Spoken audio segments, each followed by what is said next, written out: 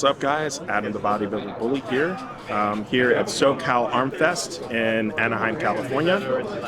SoCal Arm Fest happens the first Sunday of every month. All of the Southern California arm wrestling clubs come together to basically have one big group practice. It's pretty amazing. First Monday of every month, it's open to everybody, so you guys are welcome to come. As I explained in my injury video where I tore my rotator cuff, I'm going to give you guys my peptide protocol.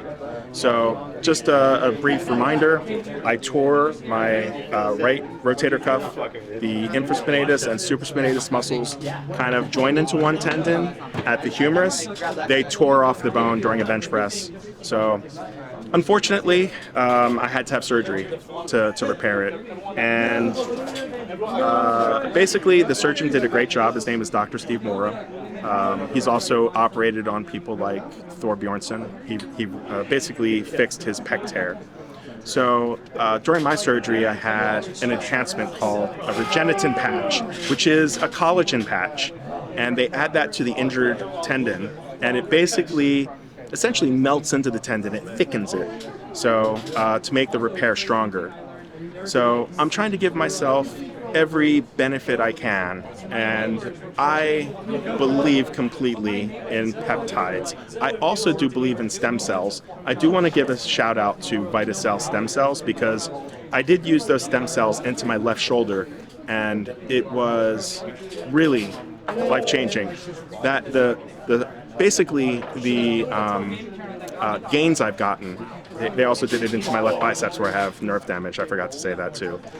But I have made some significant gains since those injections in terms of the strength of my left shoulder and my left biceps. So just a shout out to VitaCell there. And I'll leave a link in the description below. So my peptide protocol came from a friend of mine, Daniel Ryjoff, who's a big bench presser. I think he benched 675 pounds at one point. Anyhow, he had two major injuries, two separate times, where he tore his triceps off the bone. He had surgery and then used this peptide protocol to heal it. And then he also tore his pec at another time and had to have it reattached and use the peptide protocol again.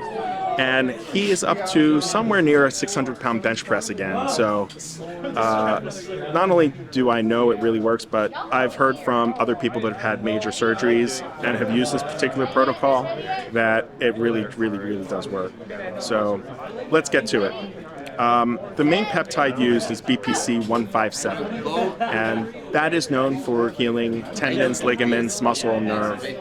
And the secondary peptide is generally TB500, which essentially is an anti-inflammatory. It calms inflammation down throughout the body. A third component of this protocol is growth hormone. So I also was using growth hormone.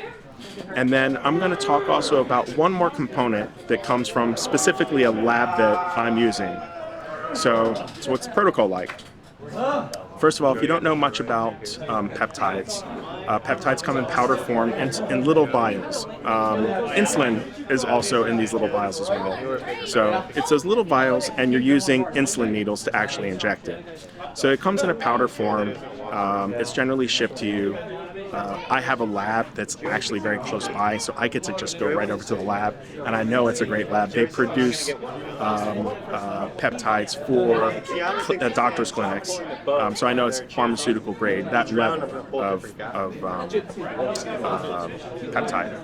So anyway, the peptide protocol in particular starts off with, for the first week after a surgery, 5 milligrams of BPC 157 and 2.5 milligrams of the TB500. So you're always taking half of the TB500 compared to the BPC 157. So I did that for 7 days. All right. Then the second week, instead of 5 milligrams, you're going back down to 2.5 milligrams of BPC, and then half of that for the TB500.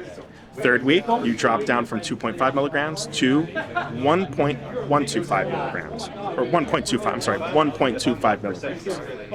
And then again, the TB500 is cut in half of that. And then the fourth week, you're down to 750 milligrams.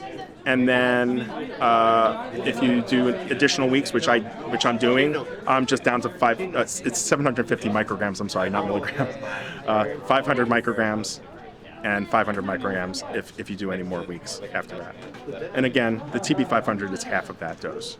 So that's the typical peptide protocol for after surgery that I've heard that's been going around. And I'm using it, and I'm really, really happy with it. My doctor, physical therapist say that I'm ahead of where I'm supposed to be, and I feel good about it. So the lab that I use, they sell their BPC in a special modified blend that these scientists came up with. And basically it contains 10 milligrams of BPC 157, 2.5 milligrams of TB500, and 1 milligram of mechanogrowth factor, MGF. And MGF is really an interesting peptide. So basically, I'm just going to read off here because I don't want to make a mistake about it. So MGF targets muscle and tendon repair by activating satellite cells to repair, proliferate, and differentiate in the area, accelerating the overall process. So I use specifically the BPC mod from the lab that's close to me, rather than following the exact protocol. So although I was getting a smaller dose of the TB500, I still feel like I got a great benefit. And I wish I could maybe go get another MRI to kind of see where I'm at. But at least the doctors and the physical therapists have told me I'm well ahead of where I'm supposed to be. So, so I'll give you a little bit of information. You guys can look this up on basically YouTube. But the peptides come in a small vial in a powder form. Okay, they can be shipped anywhere, room temperature. That's no problem. When you are actually mixing or making a liquid version of the peptide, it needs to be cold. So you basically put your peptides into the refrigerator, and you'll also have bacteriostatic water, okay, which you can order from Amazon, and put that into the refrigerator. You let them cool down, get down to the standard temperature in the refrigerator, and then you can reconstitute the peptides.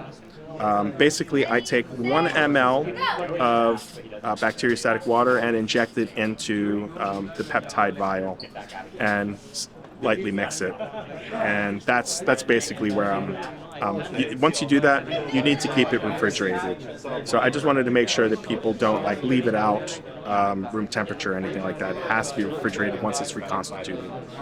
If you guys have any questions, drop a comment. I will try to get to as many as I can. And if you would like to be more private, you can go ahead and hit me up on my Instagram at StrengthNet, and I basically read every message I get, so I will try to get back to you in a timely manner, answering any of your questions to the best of my ability, or at least refer you somewhere else if I don't know the answer. So if you guys like this video, please like, comment, subscribe. I would really appreciate it. It helps the channel out. Thanks so much.